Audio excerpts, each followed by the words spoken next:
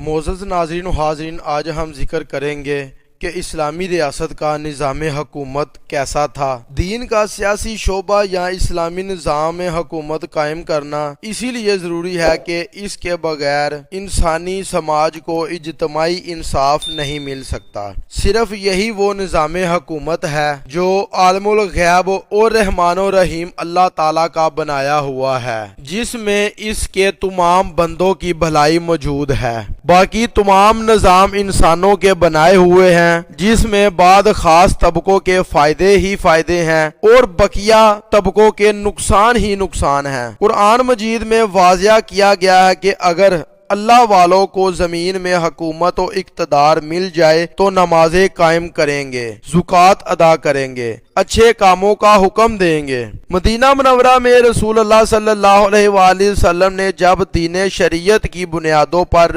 ریاست حکومت کی تو اسی مقصد و مقصود اور طریقہ کو سامنے رکھا۔ فکری اور نظریاتی طور پر آگاہ کیا کہ حکمرانی یا اقتدار صرف اللہ تعالیٰ کا ہے اور اس میں انسان کو کوئی حصہ حاصل نہیں۔ رسول اکرم صلی اللہ علیہ وآلہ وسلم کے خلیفہ اور نمائندہ کی حیثیت سے اس کے احکام و امر کے مطابق حکومت کرتے تھے، اور آپ صلی اللہ علیہ وآلہ وسلم کے بعد مسلمانوں کا جو بھی حکمران ہوگا اس کو آپ صلی اللہ علیہ وآلہ وسلم کے جانشین یعنی رسول اکرم صلی اللہ علیہ وآلہ وسلم کے خلیفہ کی حیثیت حاصل ہوگی، اور وہ اللہ اور رسول کے احکام کے مطابق مسلمانوں کے مشورے سے سب کی بھلائی کے لیے حکومت کا کام چلائے گا۔ آپ صلی اللہ علیہ وآلہ وسلم کو چونکہ اللہ کے آخری رسول صلی اللہ علیہ وآلہ وسلم کی حیثیت سے ایک امتیازی صفت یہ حاصل تھی کہ آپ وحی کے ذریعے اللہ تعالیٰ کے احکام براہ راست حاصل کرتے تھے، اسی لیے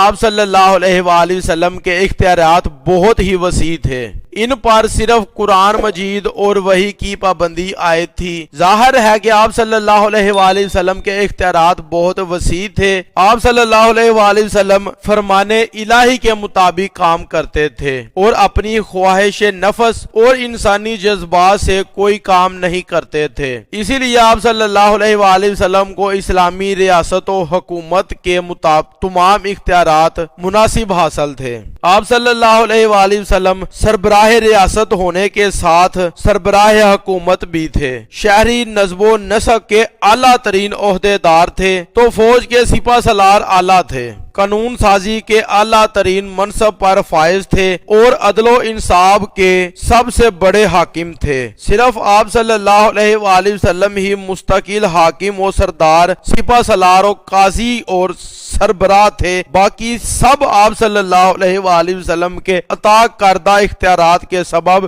منصب عہدہ دار بنے تھے اور وہ عارضی تھے۔ بحیثیت انسان اور بحیثیت معلم آپ صلی اللہ علیہ وآلہ وسلم تنہا سارے کام نہیں انجام دے سکتے تھے، اسی لیے آپ صلی اللہ علیہ وآلہ وسلم نے اپنی مدد اور امت کی عملی رہنمائی کے لیے ریاست و حکومت کے مختلف شعبوں میں اپنی مددگار اور عہدہ دار مقرر کیے۔ نظریاتی طور پر یہ تمام مددگار عہدہ دار عارضی تھے اور آپ صلی اللہ علیہ وآلہ وسلم کی خوشنودی کے دوران ہی کام کرتے تھے، ان کا کوئی حق منصبی نہ تھا۔ آپ صلی اللہ علیہ وآلہ وسلم جب چاہتے اور جسے چاہتے کسی مصلحت و خیر سے مقرر کر سکتے تھے یا ہٹا سکتے تھے، کسی کو اس پر کوئی اعتراض کرنے کی گنجائش ہی نہ تھی۔ تاہم آپ صلی اللہ علیہ وآلہ وسلم اکثر کام مسلمانوں کے اہل رائے طبقہ کے مشورے ہی سے کرتے تھے۔ قرآن کریم کے حکم اور آپ صلی اللہ علیہ وآلہ وسلم کی سنت نے شورا مشورہ کرنے کو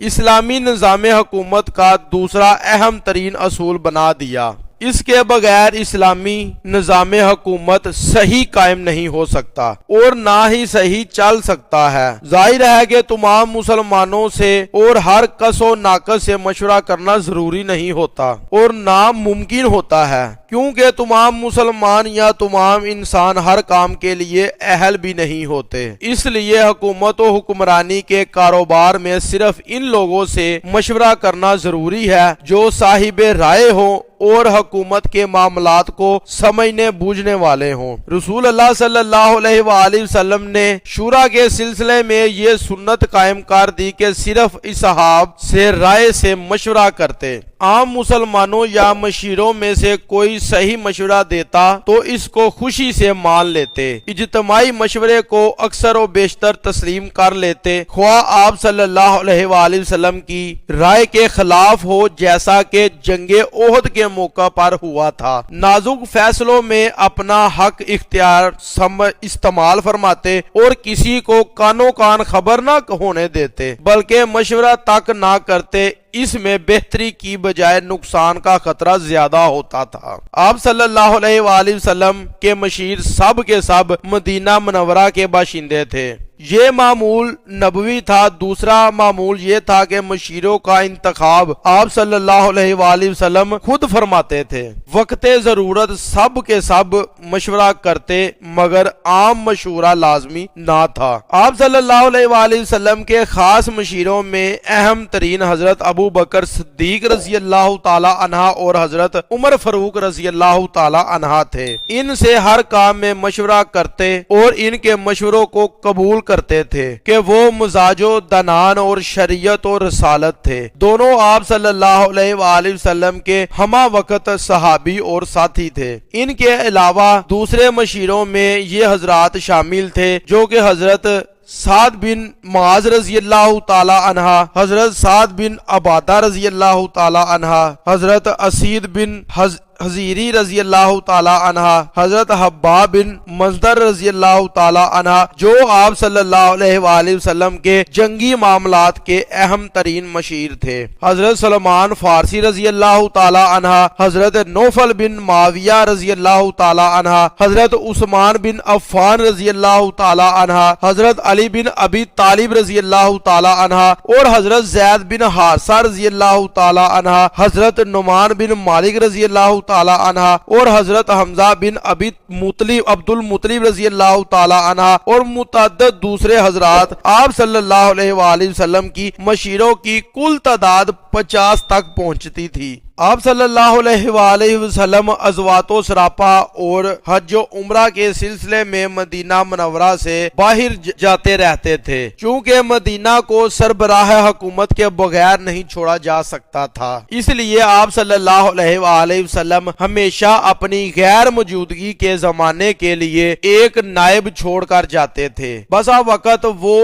ایک سے زیادہ بھی ہوتے تھے، یہ نائب رسول یا خلیفہ رسول کہلاتے تھے۔ جنگ بدر کے موقع پر آپ صلی اللہ علیہ وآلہ وسلم نے تین نائب چھوڑے تھے، حضرت ابو لبابہ رضی اللہ تعالی عنہ، حضرت عاصم بن عدی رضی اللہ تعالی عنہ اور حضرت حارث بن حاتب رضی اللہ تعالی عنہ۔ آپ صلی اللہ علیہ وآلہ وسلم کے سب سے اہم خلیفہ اور آپ کے صحابی حضرت عمر بن مکتوم رضی اللہ تعالی عنہ تھے، جن کو آپ صلی اللہ علیہ وآلہ وسلم نے کم از کم 13 مرتبہ اپنا خلیفہ مقرر کیا تھا۔ باقی اہم خلفاء نابعین میں حضرت زید بن حارثہ رضی اللہ تعالی عنہ، عثمان بن عفان رضی اللہ تعالی عنہ، حضرت ابو سلمہ رضی اللہ تعالی عنہ، حضرت عبد الاسد رضی اللہ تعالی عنہ، حضرت سعد بن معاذ رضی اللہ تعالی عنہ، حضرت سعد بن عبادہ رضی اللہ تعالی عنہ، حضرت عبداللہ بن رواحہ رضی اللہ تعالی عنہ، حضرت محمد بن مسلمہ رضی اللہ تعالی عنہ اور حضرت صبا بن عرفتہ غفاری رضی اللہ تعالی عنہ تھے۔ یہ کل 13 خلیفہ کے نام ملتے ہیں۔ بعد موقع پر رسول اکرم صلی اللہ علیہ وآلہ وسلم نے مرکز سے قانون اسلامی نافذ کرنے کے لیے افسر بھیجے تھے۔ مثلا حضرت سعد بن معاذ رضی اللہ تعالی عنہ کو بنو قریظہ کے معاملہ میں حکم بنایا، حضرت علی رضی اللہ تعالی عنہ کے ذریعے بنو جذام کے مقتولوں کا قصاص ادا کرایا، حضرت ابو امامہ نے خون کھانے کی تحریم کا اعلان کیا، حضرت علی نے توبہ کا اعلان کیا، حضرت مالک بن الحدم رضی اللہ تعالی عنہ اور حضرت عاصم بن عدی رضی اللہ تعالی عنہ نے مسجد زرار منہدم حرم کی اور حضرت انیس بن زحاق رضی اللہ تعالی عنہ نے ایک زانیہ کو رجم کی سزا دی۔ آپ صلی اللہ علیہ وآلہ وسلم نے مدینہ منورہ کے لیے